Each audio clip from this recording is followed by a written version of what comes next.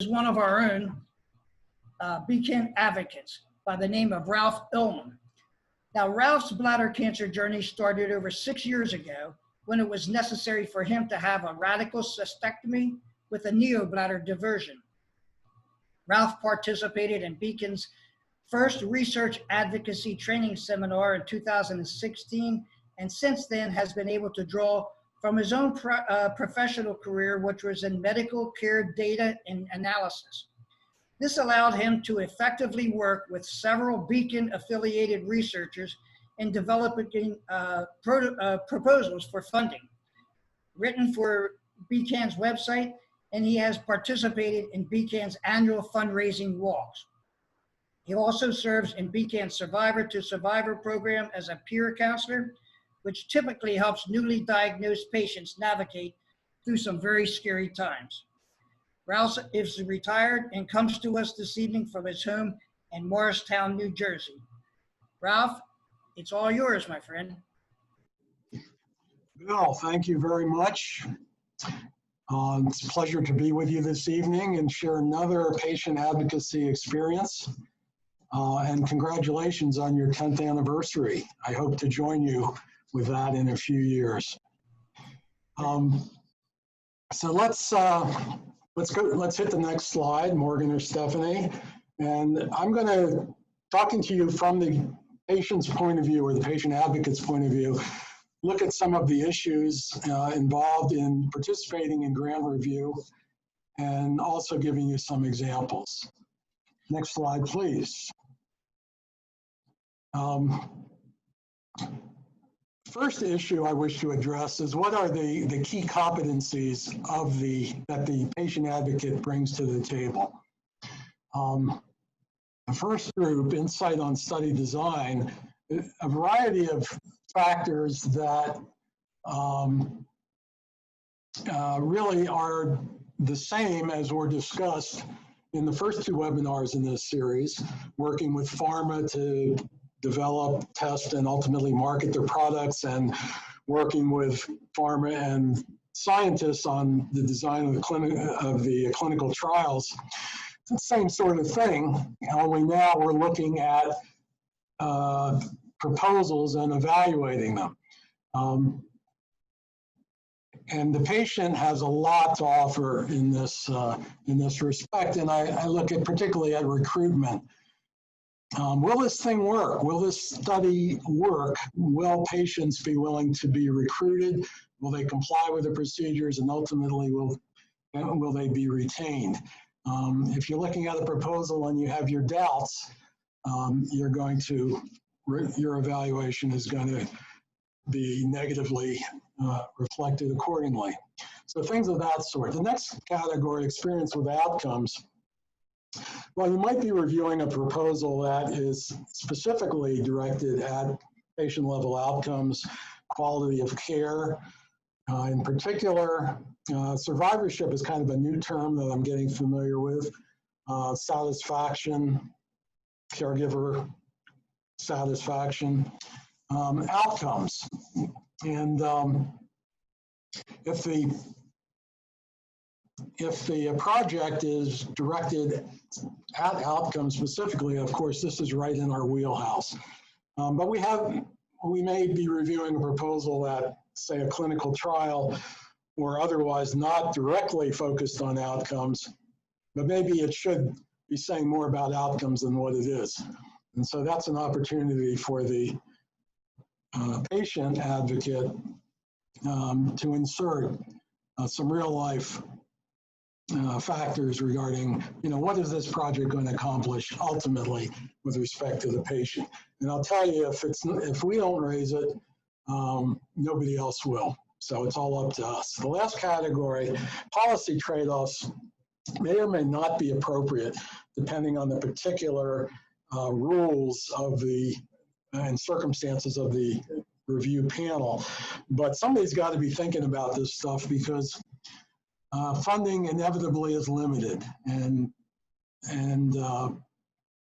projects are going to have to be traded off against each other, pro and con. prevention.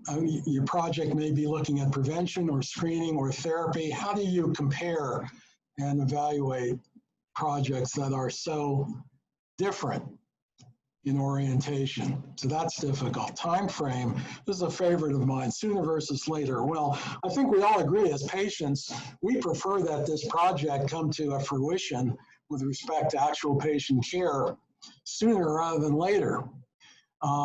That's pretty obvious, but that perspective may not be shared by particularly by the scientists who are joining you in evaluating these proposals. It's up to us to decide whether that is a fair criterion on which to evaluate a proposal. Finally, something even more difficult, the population affected could have diagnostic subgroups, and typically you will. Just within bladder cancer, you've got muscle invasive, non-muscle invasive, metastatic. The project is not going to involve all bladder cancer patients, and you'll have to decide. As you subgroup the population, of course, the number of patients ultimately affected is going to be reduced. And perhaps differentially from one proposal to the next. Demographic subgroups are even harder for me anyway. You could have a gender-focused project, female, let's say, race-focused, let's say African-American.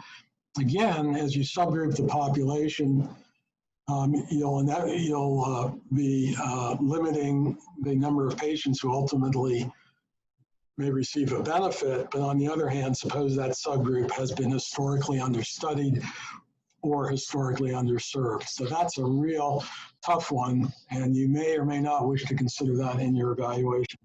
But somebody's got to be looking at it. So let's take a look at the next slide, please. As a background for patient advocates to participate in research review, well, the more we know, the better we can do. And a couple of things I can suggest to you if you haven't been through it already. Beacon offers a variety of materials on its website, of course, but they also offer a couple of learning modules, Bladder Cancer Basics 101.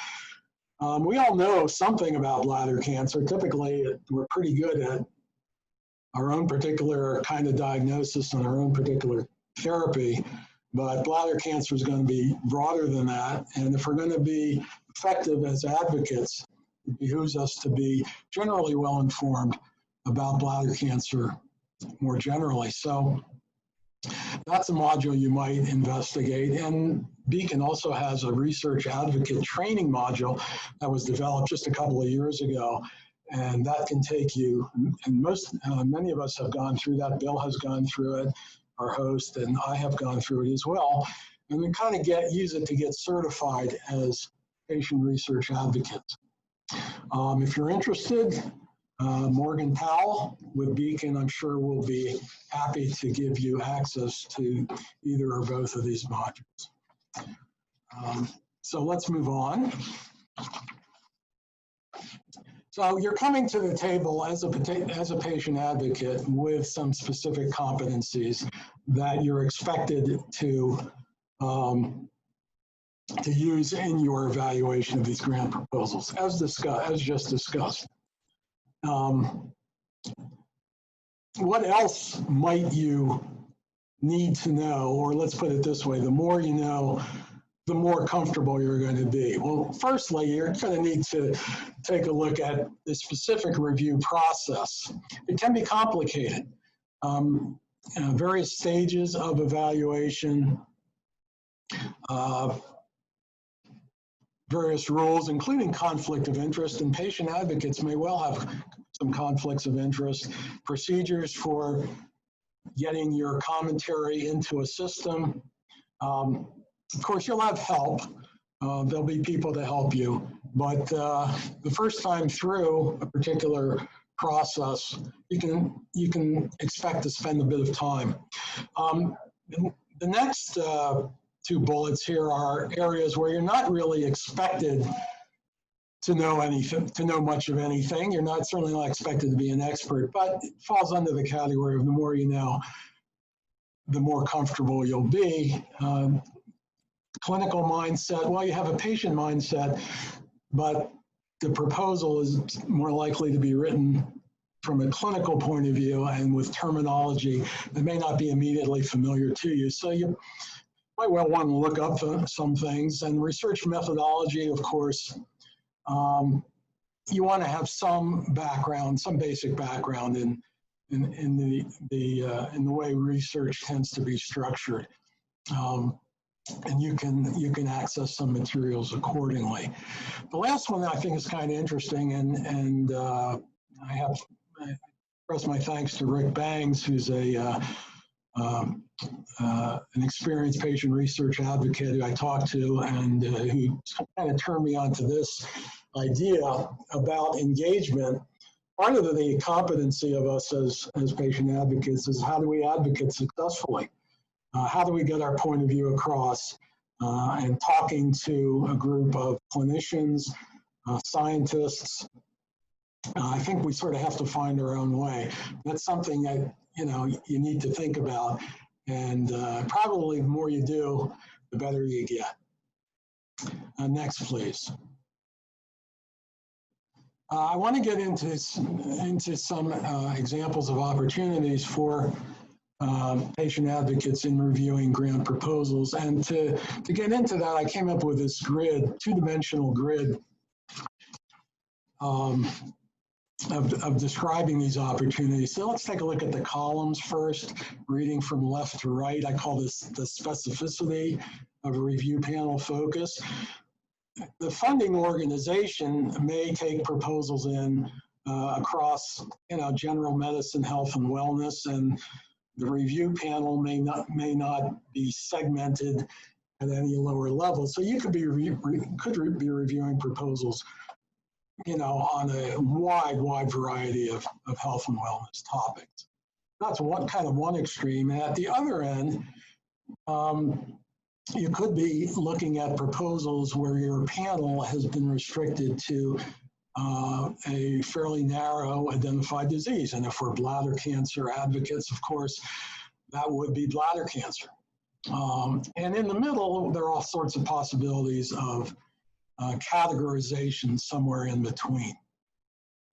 The second dimension here, defining the rows, I call accessibility of research targets and methods for the patient advocates. Let's start here at the bottom. You could be looking at proposals that I would consider to be really basic science, kind of bench level research where cellular change subject to chemical intervention might be looked at under the microscope, and a level above that might be testing out some ideas on mice, and so on. And this is pretty much beyond the purview of most of us patient advocates. Relatively inaccessible in terms of targets and methods. Next level up, clinical trials. Well, now we're talking about humans participating in a trial to test out an intervention or a pharmacological drug. And that's going to be more accessible to us. We're more familiar with the terminology and so on. And then the top row is where we're looking at outcomes. The proposal is focused on outcomes as I've described it. Well, that should be right in our wheelhouse and very accessible kind of project. Now, I don't want to imply, though, that our opinion as patient advocates would not be useful across all of these areas. I believe it can be quite useful, but this is just kind of a way of looking at it and getting yourself into a particular situation. So I've got three examples here. They happen, and they're all pretty important to beacon into the bladder cancer community. So let's look at Patient-Centered Outcomes Research Institute first. We'll call PCORI. I've got some bullets on the next slide. PCORI has been around since 2010 when it was created by the Affordable Care Act, and much to my surprise, has survived despite the change in administrations. And they've been awarding grant funds for quite some time.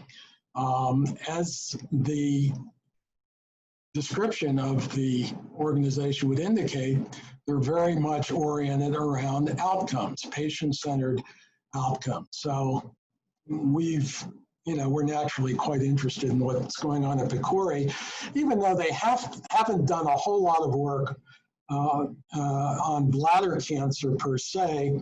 In recent years, there have been a couple of notable awards, and I just want to mention them. The Engagement Awards from PCORI, a series of Beacon-affiliated projects, the Bladder Cancer Survey Network, some of you may be familiar with, and then the Patient Research Advocate Training and Implementation, the learning module I mentioned before, and the webinar series, as Stephanie noted, funded by PCORI. So we're very thankful for that. Another notable award has been in the clinical effectiveness research category, comparing outcomes of at least 2 healthcare options, and that's the SISTO project, awarded to our research leaders, Drs. John Gore and Angie Smith. Compare it for non-muscle invasive cancer patients, bladder cancer patients, comparing surgery versus non-surgical intervention. And for the for this group of patients, you could hardly come up with a more important and relevant topic from a patient point of view. So this is a great project, $8.5 million and currently ongoing, and we're very thankful to PCORI for that. And if you're interested in review activities as patient advocates, please do check out the PCORI website. As you would expect, they have quite a number of opportunities. So let's take a look back at our grid, next slide, and let's talk about the National Cancer Institute. The National Cancer Institute, we're looking primarily at their supervision and sponsorship of clinical trials. So let's take a look at the next slide here. I'm not all that familiar, but I did talk to Rick Bangs, who again has been very active at the National Cancer Institute. They have a coordinating center for clinical trials, and they organize their supervision of these trials kind of by disease category. And so there's a genitourinary cancer steering committee, which includes 2 patient advocates. And their job is to consider projects submitted for bladder, prostate, and renal cancer.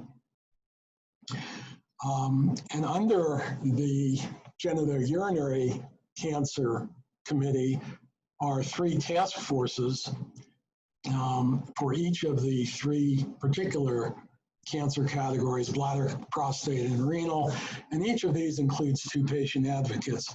So I would have to conclude that the National Cancer Institute has been very active in encouraging the involvement of patient advocates in their grant review activities.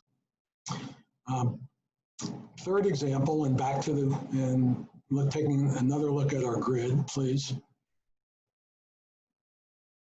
Down in the right-hand corner is a program sponsored by the Department of Defense. I put it kind of in the basic science category because as a reviewer myself, most of the proposals that I've reviewed under this program, I would classify in basic science.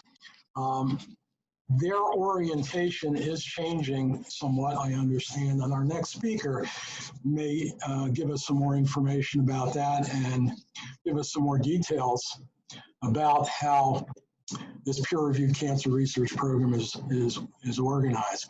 But in the next slide, I'm just going to quickly give you a patient's perspective on participating in this as what they call a consumer reviewer. We've had a lot of folks nominated by Beacon over the years serving as reviewers on these panels. The last 2 years I've been involved. Bill Russell has been involved as well.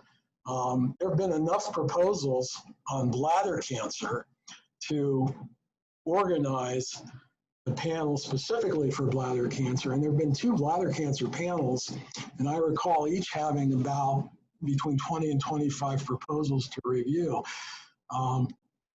And each of them has had 2 consumer reviewers collaborating with 8 or so scientific reviewers. So you get the feeling that this program is attracting an enormous amount of attention from the bladder cancer research community. And I tell you, these are the top institutions and the top researchers in the field. So it's really quite an honor to have the opportunity to review these proposals. So next slide, please. There is a workload. It's not insignificant. The consumer reviewers are each given 10 to 15 proposals to review. You start off at home. You have access to all the materials, and you issue some preliminary comments and ratings, and then you join with the full panels in a 1.5 to 2 day meeting in which you discuss the proposals, trade off on your evaluations, and come up with final evaluations and ratings. This is a pretty interesting experience for those of us who've been involved. There is an initial stage of intimidation because these proposals are highly complex. They don't necessarily relate all that well to what we know, given their scientific complexity and what has been a kind of a basic science orientation. And so you kind of have to feel your way through it, determining where, the areas are that you can make appropriate commentary and discussion. In the end, and I've talked to a number of folks who've been through this, I think we all agree, we're pretty satisfied that we've made a worthwhile contribution. And that's what we hope to do. That's what we hope to accomplish as patient research advocates. So thanks for listening. I hope I haven't gone on too long, and Bill, back to you.